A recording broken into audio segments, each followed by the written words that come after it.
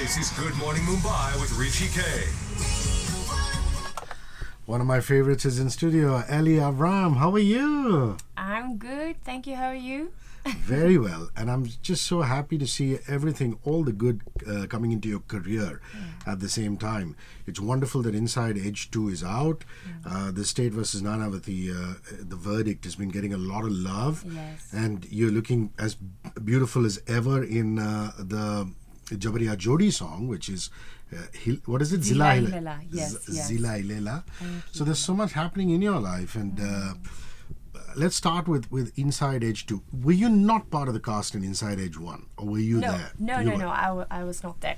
I'm actually a surprise factor, and I wasn't sure whether I would even be a part of the trailer, because I understood that they really wanted to keep me as a surprise factor. So they were like, you're not allowed to talk about it and tell anyone that you are a part of season 2 and all of that. I was like, okay. Then I saw the trailer and all, and I was like, okay, well, there I am. So I guess I can talk about it.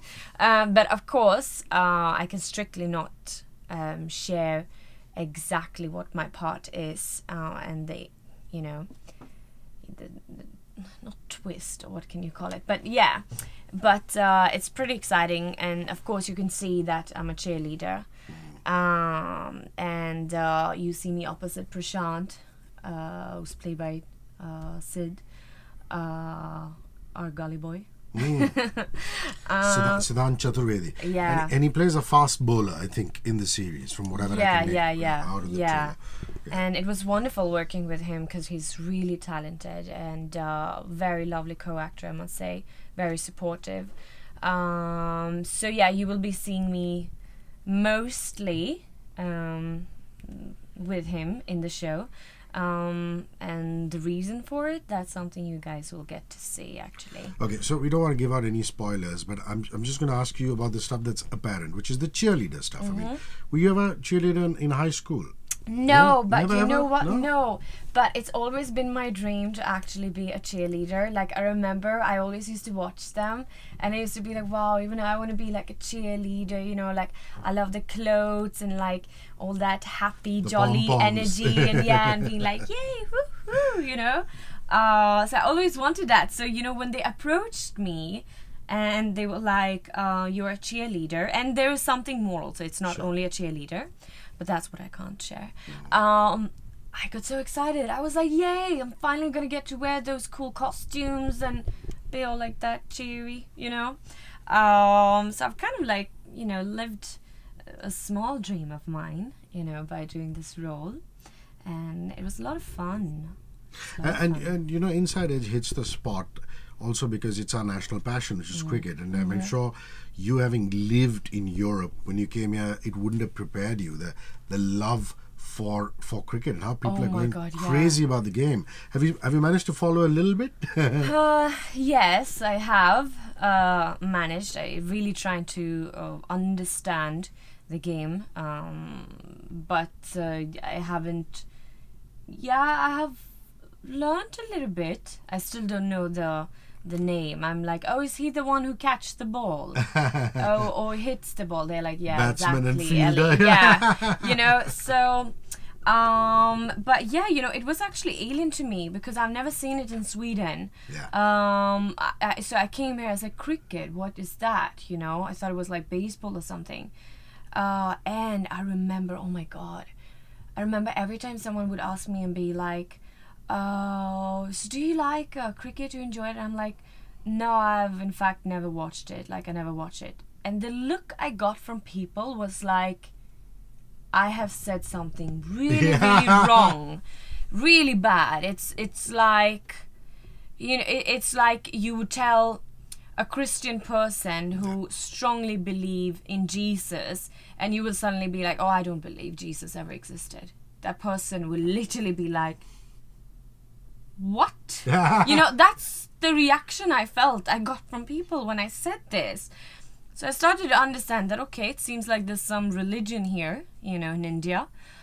Cricket is really part of the culture, and you have to love it. Yeah. Are all your scenes with Sid Chaturvedi, or do you also interact with Richard Chadda's character and Vivek Oberoi's character. Did you spend enough time with the other members of the cast? Oh, I did spend time with them, yes, absolutely. But I'm not going to share. Fair enough. Whether I'm. And did they film in Georgia? Is that where they filmed? Yeah. So did you also go to went there. Georgia? Yeah, I did, and it was wonderful. I must say that the entire team is so like beautiful, like all of them. Oh my gosh, like what beautiful people, especially like my director Akash. Such a wonderful person, like so sincere towards his work, and he has so much of passion. At the same time, he's like a young guy and just wild and funny and jokes around, but then when it's work, it's like, now be serious, you know. I loved it. Like we all partied with each other, and it was the first time I did that actually with a what do you say, a project that I was a part of, and I was like, wow, you guys are so chilled out and real, and it's so nice, and I really loved that. I mean, it's beautiful to see that side in the industry, I feel, you know. And is your first trip to Georgia, or have you been there before? Yeah, it was my first trip, and I really loved it. It felt like the city we were in, I can't remember the name of it, but it felt like I was in a fairy tale. That's how it looked there. Like the streets, the mini castles they were having, and it really felt like a fairy tale. You were walking around there, and you were like wondering that, oh.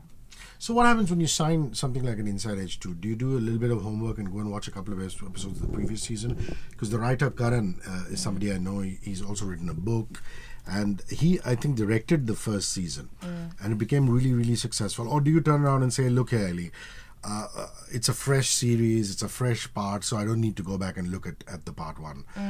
Did you watch a bit of part one, or did you just let it go? I actually did it after I shot my parts. Oh, that's interesting. Yes, because I didn't want to, let me put it this way. Be influenced by I didn't want to also know Prashant. Okay. You know? So I wanted to keep that more fresh and real. So that's what I did. Yeah. But you did like the series, obviously. Of course I did. Of course I did. All the intrigue and of course, and that's why I'm so excited to be a part of season 2, even though it's what do you say, surprise character just for this season. But it's been fun, yeah. Lovely. Been fun. So let's come to Verdict, which is the state versus Nanavati. I mean, this is a story that our parents and our grandparents in India grew up with. I mean, it's a story that a lot of people know. And also given the fact that Akshay Kumar made a motion picture out of it called Rustam. I remember when that film came out, my mother said, it was such a big case. Kavas and Sylvia. Wow. And everybody knew that Kavas had done it, but he got off free. Wow. So this was like a big deal. Were you aware that you were making a series that is part of history? Yes, I was actually, because this role came to me like 5 years back from another filmmaker. They were looking at me portraying Sylvia again. So I already, read about the case. So like when Verdict came to me, I knew about it, and I was like, yes, I want to do this because I know it's such an interesting role to get, and to get to portray a real life person. And what I loved so much about our script is that it was really showing things from Sylvia's point of view, and not only Sylvia's, everyone's point of view, and how everyone was so involved with this case. But I love the way also they showed, Sylvia's love with Prem, and then the forgiveness that happened towards her husband, and the husband also forgiving her, of course, and them just sticking together and making sure to keep the family together. It's such a powerful thing to forgive, and the fact, I have to give it to this couple, I mean, hats off really to them, because they actually never divorced. They moved to Canada and they continue to live as a happy and strong family, and that is amazing. Honestly, it takes a lot, right, to be able to forgive each other for something like this, and go through all of that in in India, you know, like wow. Yeah, I feel it's a privilege actually that I've got to portray Sylvia. And Ellie, it talks about some very, very important messages. One is the fact that, you know, here is a Parsi, and the entire community revolved around him and trying to get him to go free. Yeah. The Navy was totally pro him. And then there was Karl Khandalawala, you know, who turns around and says, you know, so what if she's European and, you know, or English or whatever she is, Anglo-Indian. Yeah. What is she? What is her She was nationality? Brit. She was 100% 100% Brit. So, you know, does that mean that she has loose morals and things like that? You know, so there are lots of important questions, and you must go through a lot of those in your real life. Yes, now. you know, that's why I think it was so beautiful also that I got the part, and I know also that my wonderful director Shashant was saying that we wanted to keep it very real, and that's why we wanted to cast a foreigner girl, because we felt that she will be able to understand Sylvia so much more on a deeper level, which is true. There was so many things. It was so easy for me when I read the script and when I realized what it is that she has gone through, because I've gone through it myself. You know, you come here and people immediately judge you because they have a certain idea of how foreigners are, you know, and which is so wrong, which is so not true. I want to interrupt you here by saying that some of the most conservative people I know are white people and female white people. Yes. You know, some of my female white friends will not wear clothes that my Indian, you know, female friends will wear. Oh, yes. They're a lot more conservative. Yes. Oh, absolutely. Especially like Christian white people, like very, very much, you know. Even, I mean, abroad in Europe, there's so many countries, like I'm half Greek, for example, and Greeks are very like orthodox and you know, family oriented and all of that, and I grew up very strictly, you know, and that's something which majority of the people here wouldn't understand. They wouldn't even believe it, you know. And I'm extremely happy that whoever I have worked with have actually even like confessed it to me that you know, wow, like it's so nice to get to know you, Ellie, and understand you and your family, and you guys are so like us, like Indians. You guys are so close with each other, and it's not at all the way I thought foreigners were. And I'm happy that I'm being able to do my bit in that way. Even educated Indians have this notion of the West, thinking that it's all about free sex and the Woodstock era and things like that happening. You know, and in a lot more ways, India is more progressive in that manner, or more wild. Yes. The stuff that's happening here. Oh my gosh, you know, I remember when I just came to India, and there was this one person I met who was showing a short film he had done, and it was about something which apparently goes on a lot, I mean, in a very young age, when it comes to sex and all. And I just asked him that, why have you done this short film? Because what is this kind of message you even want to show? And he's like, this is something that's happening over here. And I was like, no way. Are you kidding me? And he's like, well, I'm sure it happens in your country as well. I said, no, it doesn't happen in my country at all. And I'm from Sweden, you know, like it was something very like, it shocked me. And it's exactly like you said. It's very interesting. Like I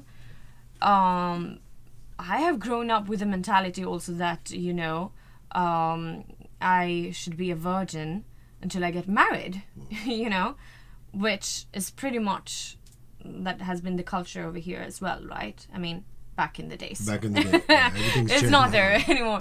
But, you know, so like that has been my thing, like my girlfriends as well. Like, you know, and like we are very Christian in that way. But that's something that people wouldn't expect at all. And sometimes it can be that we are also very like free in the way that we speak. You know, we can freely talk about sex and all these things, but that doesn't mean that we are, you know, like randomly available and just, you know, doing it. So there's a lot of misunderstandings actually.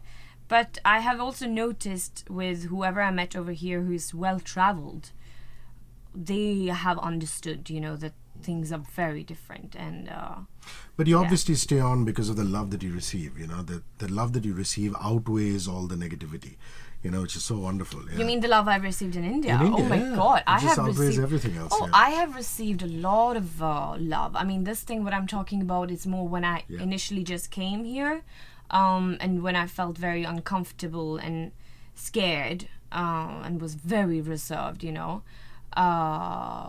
But in that way, I have been very blessed also. And like I said, like whoever I've worked with have really like for example, my first movie that I did, okay, Mickey Virus, on the क्या बोलते हैं, on the Mahurat, the first day show? No, the look test shoot. My parents came down, so the entire set got to meet my parents. So for them, immediately it went like, oh wow, Ellie is just like us. Like her parents are so cool, and they are just like Punjabis, and so like that whole thing just started immediately. So in that way, I've been very blessed. But yeah. Yeah. So let's now come to the core of you, which is dancing, and it's wonderful that you still get enough dancing parts. I remember Arshad and Mr. Jha coming in and saying, "My God, how she lit up the screen during Fraud Saiya." The latest one is Jabariya Jodi, and you're with Sid, who's one of the heartthrobs of the nation, and this is like total grassroots rural folk tunes that you're dancing with. Love it. So who's your choreographer, and this the experience of filming that? It was Ahmad sir who choreographed it, and I loved it because honestly speaking, I love the typical like folkloric or like the DC beats. That's what just like comes immediately from my heart. Like I get that excitement more than Western beats actually, because that's why I fell in love with Bollywood, right? So when I heard the track and all, and when I heard that it's gonna be what you saying, DC look and all of that, I got really excited, and I just realized that I said Ahmad sir. I meant to say Adil sir. Adil, okay. Please forgive me, Adil. I love you. I worked with Ahmad sir also. That's why it just got for a moment you just went off. That's okay. Just remove that from the interview. But because I worked with Adil also on Chamma Chamma. Yeah, so and on Billionaire in Bazaar. So this was the third time I worked with him, and all the songs have been different. But I have to say that this was the one I kind of like enjoyed the most, because it had that whole Indian, look and vibe to Desi it, and vibe the to it. moves, and which is a lot about like also expressions, like do those, naughty, cute, bubbly expressions. And all. I love that. Such a like. And you just wrapped up in a day? Was that it? And Sid is quite a charming boy. He's a good boy. We shot it. He's very kind, and we shot it for 2 days, if I'm not wrong. Yes, 2 days. Oh my gosh, and it was so hot. Was this in the north? Boiling. Where were you? In the north? This was in Lucknow. In Lucknow, okay. We were boiling. It was terrible. I had got a tan, which stayed for like months. And Sid was also wearing like that jacket and all. And oh my gosh. It was almost like I got scared that what if I will actually faint, because I have a tendency to do that when I'm out like in the sun. I'm pretty much fragile like that. And do you eat local cuisine? Did you go to Lucknow and eat tunde kebabs and local flavor? I have had tunde kebab, yeah. I've had it the first time I went to Lucknow because I was told to have it, but now I'm proudly vegetarian. Actually more of a vegan, I would say. Why did you switch? Did you see that Game Changers documentary? Is that? Oh, I have seen that as well. Yeah. Actually, my brother saw it, and he was the one who showed it to me now. But no, I turned vegetarian, I think it's going to be like 6 months back now, because I just felt what's happening in the world. It's terrible, and I have got a deeper understanding of knowing that we are all one. That we are. Yep. Like Radio 1, we are all one. And I just don't feel like having a non-veg anymore. It feels, my body is saying no. And I guess it is because in my mind I've realized that I don't want to eat animals. And do you also do some yoga? Is that the reason? They always say if you do some yoga, you get centered, and vegetarianism goes hand in hand. Yes, it's very interesting you mentioned this, because obviously this is a deep topic. And I truly believe that once you start to cleanse yourself, purify yourself, if I call it like that, you will see a change in you, a much more spiritual change that starts to happen. And I think that is why suddenly your body automatically starts to say no to these things, which has energies in them and which is toxic for you. It's a life that has got killed, and which is entering your body. There's something which is not pure about that. I mean, I don't know. It's just very interesting, because the way it also happened with me was that I was starting to get the awareness, understanding things, what's happening in the world, what are we actually doing, have we become so greedy and we feel that meat every day and all of that, and we love it. And that's why it's so difficult to become vegetarian, right? Because we love this thing. And okay, now I'm gonna sound like a typical Christian. I'm gonna be like, that's the devil, But it's interesting, because I feel it's like when you get more awakened, that's when these things happens, and that's when slowly, if you're a smoker or drink heavy alcohol and all, your body will start to reject that as well, because it doesn't want these things now, because you are getting more clean from within.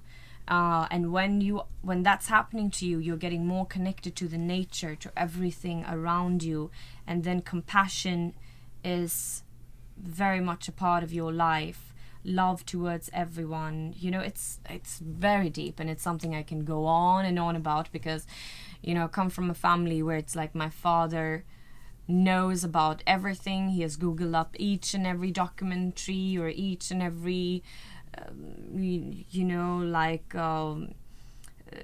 writer or priest or someone who's worked at NASA or a philosopher, everything, you name it. So it's really interesting, and it's really interesting when you go back to like Asian knowledge and all, and what actually is written, what is said already back then, and how we humans have become so lost, and we are so just like idhar udhar, You've also worked with some very interesting actors of late. I mean, Manav Kaul, for example, in The Verdict. Beautiful a fantastic theatre actor. And Yeah, Manoj Bajpayee, Yes, oh my gosh, he's wonderful. Like, you did a commercial with him? Is that what you yeah, filmed? I did a commercial, and it was wonderful working with him. Like, he is so funny.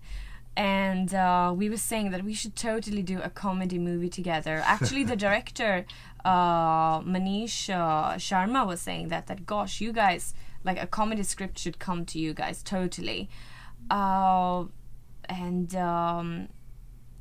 He was, it was wonderful to work with. Were you filming in Wonderful. Rajasthan? Was that where Yes, you were? we were for 4 days, because there were like 10 different, I think it was 10 different, concepts. Wow. Yeah. That's a lot of work. So it was like a lot of work and like back to back. But lots of fun. And he was also telling me, how he now for the last, I think 3-4 years or something, has started to learn meditation, and he does these breathing exercises, and how it has helped him a lot. And he was telling me this, that Elli, you should really do this, like, trust me, it's going to change your life. He was not a vegetarian though, but yeah, Manoj is doing a fair bit of yoga. From what he told me when he was young. But a wonderful person. Okay, and the fact that you went back home to your childhood dance teacher, is it? Or your friend who you used to dance with? Oh, no. I see lovely videos of you dancing with her. Neda. Yes. No, so basically we go back till when I was 16 years old. And that was the time when I started to learn Bollywood dance. So yeah, she's the one who's like trained me in Bollywood dance, because like she's also like crazy about Bollywood. She's Persian, but she knows everything about Bollywood. She just loves it so much. Is she in Stockholm? She's in Stockholm. So I mean, that used to be my life. From the day I started to dance Bollywood, like after school, it was like the best thing ever. Like going there to the dance studio and just dancing, and we used to talk about Bollywood, and we always used to chit chat about, oh, have you seen now this actor or this actress, or did you see that song? Oh my god, let's do something to that song. And then we used to, and she used to be like, Ellie, you should go to Bollywood, I'm telling you, like just go there. And she's so beautiful because she's 10 years elder to me, and she was like, Ellie, you know what, you're young, just go for it. Like, please, I beg you, just go for it. Like, this don't is the time, don't wait and think that maybe later on you're gonna go. Like, this is the time, and I truly believe in you. And she has really been supporting me throughout my journey, and she's like so proud over me, remembering the days how it all started. So it was so much fun to just be back at that same place where we used to dance, or like at late nights during weekends sometimes.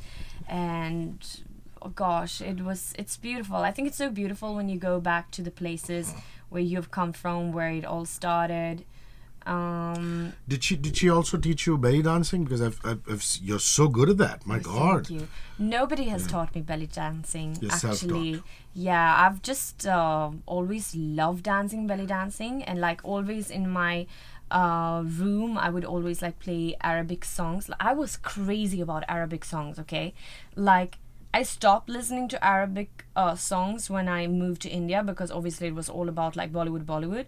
But as a teenager, oh my gosh, I would know like each and every Arabic song. Like I love that Amr Diab guy. He's so good. Oh, he's so good. Yeah. I used to sleep at night with my earphones on, listening to Arabic songs. Literally, like my Arabic friends, they were always like, Ellie, how do you know all the lyrics? Because I used to like lip sync the lyrics all the time. They're like, do you even know what you're saying? I'm like, no, I don't, but I feel it. Like, I feel it and I love it. So I actually used to choreograph a lot of belly dancing acts then, with Neda. And that's why now also I uploaded yesterday to my latest favorite Arabic songs. Like randomly I just improvised dancing just the way like I did back before. And that's when I asked my fans also, I was like, would you guys like to see me choreograph a belly dance number? And I will probably do that, actually. There's also an idea in there for an Elli AvrRam dance studio. Have you thought of that? Just starting your own dance studio, academy and things like that? Yeah? I haven't really thought of that, actually. Now you have an idea. But yeah, maybe I should. Yeah, maybe seriously, I should. you should. Yeah. I mean, you have to find the right business partners, because I always believe artists are artists and business people are business people. Yes, you have to do that. Yeah, but find somebody you trust. Yeah. I think if I would do that, I would want it to be for free. Yeah, wow. For, like underprivileged kids can just come in and dance. That is something I would want to do Yes. then. I wouldn't want to get money from it, actually. No. Okay, this is concert season. Dua Lipa and Katy Perry just came into town. I know. And I was back home in Sweden, so I missed that. You two are coming into town in December. Yes, I heard that. Is there any concert that you've been to as a kid or even now that you said, wow?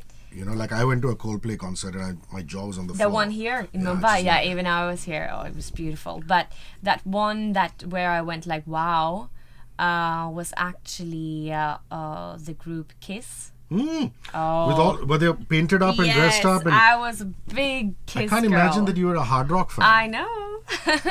But I loved them. Like how? Like I would even like me and my brother, we both loved them. We would even like watch their tour movies, behind the scenes, everything. Like there was even once when I wanted to impress my brother and I went inside the bathroom and I took we had these what do you say, the makeup which is like painting that you can put on your face and all, and I became the drummer. and I put the costume on, and we have this electric guitar, a red one. I have a picture of it actually. And I went out and I showed my brother. I'm like, who am I? And he got so impressed. He's like, wow, like you are like spot on. How did you manage to do this? And I felt so good that my brother got so impressed by me. So yeah, I loved them. I'm crazy. I had a crush on Paul Stanley and used to dream about him a lot.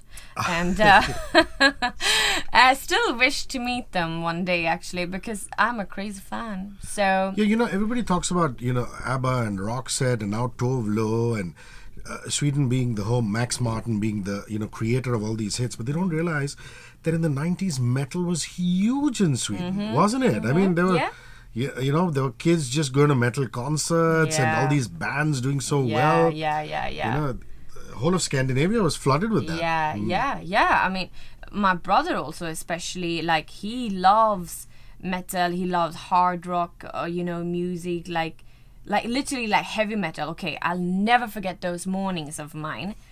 Do you know how my brother used to start his morning? By literally putting like hardcore, like you know, metal music on the highest volume, be like, yeah, you know, Skid Row and Kiss. Used to be all like that, like, wake up. And I used to just be like, really early morning, is this what I'm gonna wake up to? But that was like my, you know, how it was before going to school. That is what I was listening to early morning, you know. So yeah. A drive that you've been on that's memorable in the past as a kid or even now, a road trip that was just unbelievable.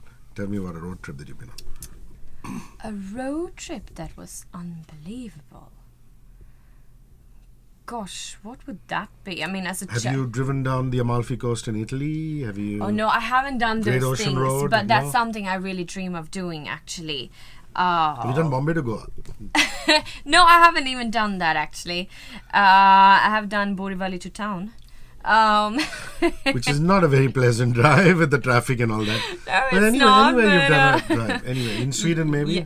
No, in Sweden, it's I'd say maybe you know, as a child when my Greek grandparents were living in another city, which is like 5 hours away from us. So we always used to drive and you know, go and meet them, and those used to be fun. You know, a lot of chit chatting in the car and a lot of like fun things happening, and you know. And did you pit stop for ice cream or what was this? Yeah, pit you know, stop like for ice what? creams, Yeah. or like it was like burgers and all of that, you know. Like drive-ins and Yeah. And that, you know, as a child, that was pretty much exciting. Yeah, burger, French fries. What's the toy I'm gonna get? You know? Yeah. And did you put down the windows and, you know, feel the air on your face, or was Yeah. it too cold? No. Of course, you had to do that because it gets very like inside the car, right, with everyone and with that burger smell and all of that, you know. You have to do that. Gosh, I'm really promoting burgers. But let me promote vegan burgers now. Yay, go vegan. And what was the, you know, when you were driving from your town to the other town in Sweden, what was the environment like? Were there mountains or forests? Or what were you Lot drive of through? forest. Yeah, a lot of forest. Lots of forest, you know, like beautiful trees and, you know, like I love nature. And especially there where I live also, I don't live in Stockholm city. I live outside of Stockholm city, and where it's a much more calm area, and like just like 50 meters down the road we have like these rivers and a lot of trees there. And since my childhood I've always gone there like with my mom, and I hug this one tree that I love so much. My mom, she introduced me to that tree. My mom is such a like nature woman, you know. She's like a tree, you know. So I did that now when I was back home. I went down, and whoever walked by maybe thought I was nuts, but I was hugging that tree. Yep, I love that. It's such a like contrast to Mumbai. Yeah, you're supposed city. to. You're supposed no to hug trees and wonder I even go let it nuts out. in this city.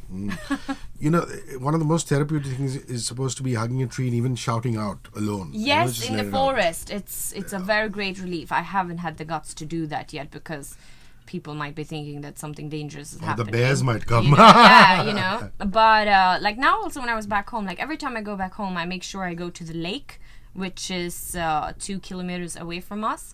Walk around the lake, walk around, you know, the trees, and It's very like, you know, all the ducks, so they come and they want to kind of like hang around with you. They actually want bread from you. But yeah, you know, it's adorable. I love it. I'm such a nature girl, and that's why I think like even now where I'm living in Mumbai, I have the sea view because I need some kind of a nature, you know, because otherwise I wouldn't be stable, you know, like I would feel like I'm so locked up in some, I don't know, you know, I really can't handle it. I need nature. It's like in my blood. So when you were doing Sylvia for The State vs. Nanavati, putting on the British accent, was it difficult? Oh, because yes. your accent is European. I mean, it's not when you speak English. Yeah, so yes, I worked a lot on my accent just to get the British accent because she was Brit, right? And it's so funny because since I was getting into the role so much, it's still in me. Like sometimes I sound very British, and people say that oh wow, now you're talking like a Brit. And I'm like, oh, is it? Maybe Sylvia is like entering me again. No, but like literally, it's. Come on, let's hear your British accent. Say, I love Hrishi K and I love Radio 1 in your best British accent. Oh gosh, how will I do that? You already said, oh gosh, how will I do I that? love Hrishi K. Oh no, I don't know how to do, but yeah, like, yeah, I mean, no. But yeah, now you're getting conscious. Yeah, I'm getting conscious. But yeah, I honestly really want to learn the British accent, really like even more, so it's like naturally in me because I just love that accent. You know, I think it's really nice. But apparently, I've noticed that when I get drunk, I become a total Brit. That's when I apparently really like I'm a Brit. I would like to see that. Yeah. I would like to see that, Elli. This is wonderful. Listen, future plans before we sign off. I mean, you've had such an interesting run. People are looking forward to catching Inside Edge 2. And for those of you who haven't seen The Verdict, it is streaming currently. Go and catch it. What can we expect in the future? What are you working on currently? Well, I have a Bollywood movie that's coming out next year, which I'm so excited about. It's also a strong character and very different from what I've ever done in my life. And then I have another web show and another Bollywood movie, one in South as well, which is like in the pipeline. And then another shift is gonna happen as well, which I'm pretty, like nervous about, but in a good way, like excited about it to take that step. A career shift, is that what you're talking about? Yes. Wow, and you're not going to tell me anything more. No, I'm not gonna. So fine, we'll just have to call you back to do another interview whenever that happens. Yeah. Yes. This is good. So lots of excitement in your life. Yeah. And it's wonderful that Ekta Kapoor and you seem to be getting along very well because she love produced her. The Verdict, right? I love her. She's such a wonderful woman, I must say. And I met her for the first time in my life just the week before Verdict released. And I was very happy because obviously I've always wanted to meet her. And I must say she's a very wonderful woman. Very, like, she inspires. I think she inspires a lot of girls.